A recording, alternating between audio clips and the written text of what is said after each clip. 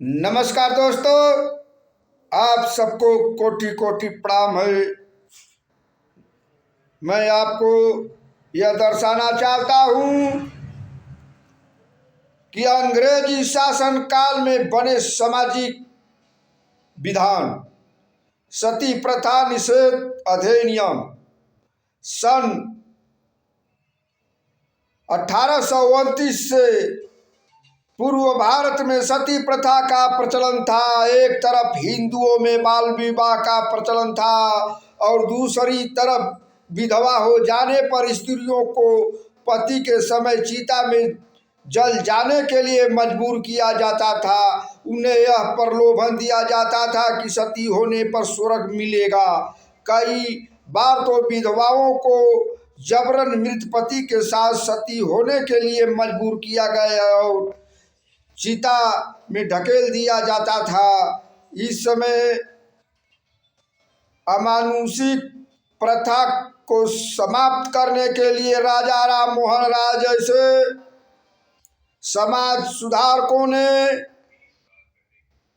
कठोर परिश्रम और आंदोलन किया और अनेक प्रयासों से 1829 में सती प्रथा निषेध अधिनियम बना। इस अधिनियम के अनुसार कोई व्यक्ति प्रत्यक्ष या परोक्ष में किसी विधवा स्त्री को सती होने पर सहायता करता है तो वह दंडनीय अपराध माना जाएगा। इस अधिनियम को धीरे धीरे समाज की सहमति प्राप्त हुई और आज सती प्रथा कुछ उपवादों को छोड़कर पूरी तरह समाप्त हो गई है।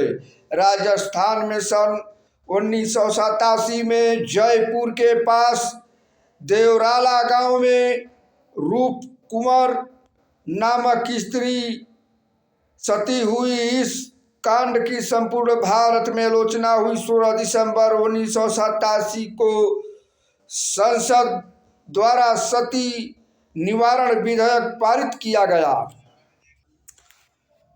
सन 1856 से पूर्व विधवाओं को न तो पूर्ण विवाह किया गया थी और न उन्हें अपने मृत पति की संपत्ति में कोई अधिकार था।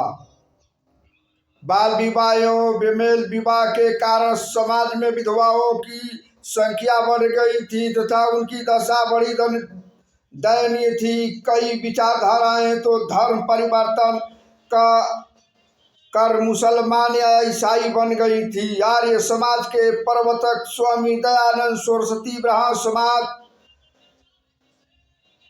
ईश्वर चंद्र विद्यासागर तथा राजा राम मोहन राय ने सरकार का ध्यान इस समय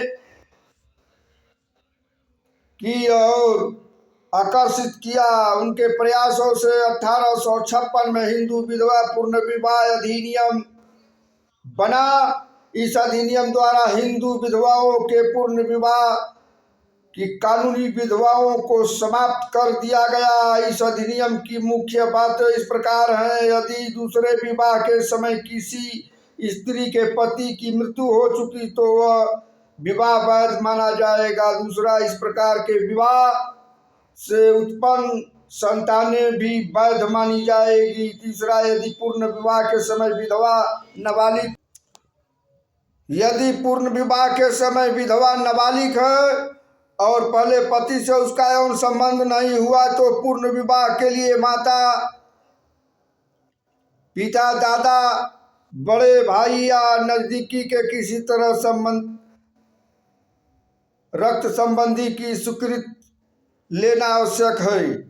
चौथा, यदि विधवा बालिग है और विधवा होने से पूर्व पति से यौन संबंध स्थापित कर चुकी है तो वह किसी संबंधी की स्वीकृति के बिना भी पूर्ण विवाह कर सकती है। पांचवा, पूर्ण विवाह करने वाली स्त्री को अपने मृत पति को संपत्ति पर अधिकार नहीं होगा। छठवां, यदि मृत पति के उसके लिए वसीयतनामा लिखा हो या परिवार के सदस्यों में कोई समझौता हो गया हो तो पूर्ण विवाह कर लेने पर भी उसे अपने पूर्व पति की संपत्ति पर अधिकार होगा। सातवां, पूर्ण विवाह के बाद स्त्री को नए परिवार में वे सारे अधिकार मिलेंगे जो पहले बार विवाह करने पर उसे प्राप्त होते।